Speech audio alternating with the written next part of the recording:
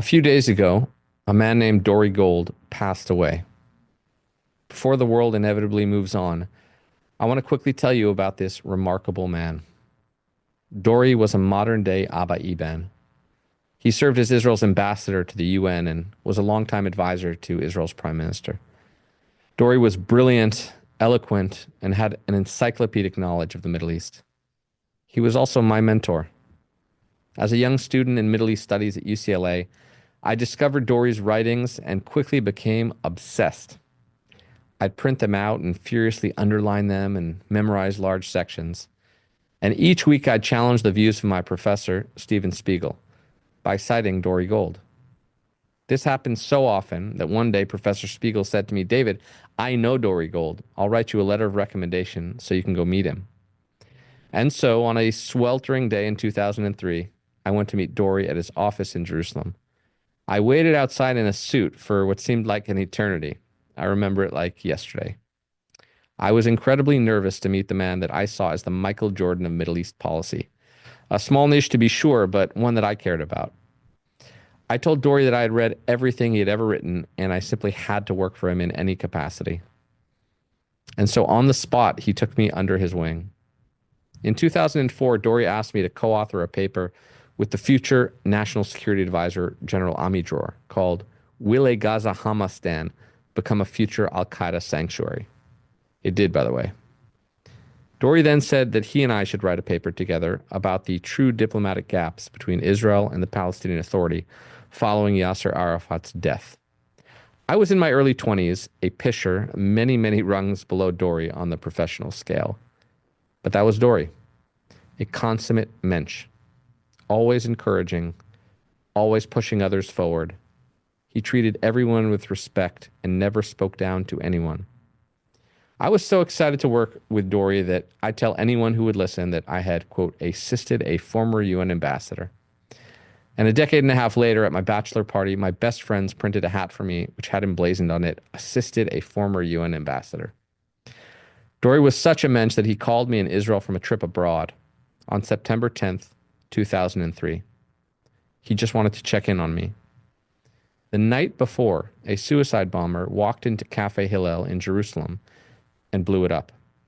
I was a few streets down when the explosion went off. And the night before the deadly attack, I sat for hours with friends in that very cafe. There, but for the grace of God, go I. 13 years later, I would find myself sitting next to Dore and Prime Minister Netanyahu. Dore had been appointed Director General of the Foreign Ministry, and I was the Prime Minister's spokesman. The first time I visited Dore in his office in the Foreign Ministry, he gave a brilliant tour de force of the world. He detailed political movements in far-off countries and brought unique insights from his personal meetings with world leaders. We marveled at the passage of time and how I started out as an eager student intern, and now we were colleagues. Dore and I traveled the world with Prime Minister Netanyahu and met many heads of state. The Prime Minister often drew on Dore's tremendous knowledge and total confidentiality. Back in 2003 in his office in Jerusalem, Dore had a picture on his shelf that I thought was the coolest picture of all time. It was Abba Eban, Ariel Sharon, Henry Kissinger, and Dore Gold, all standing together.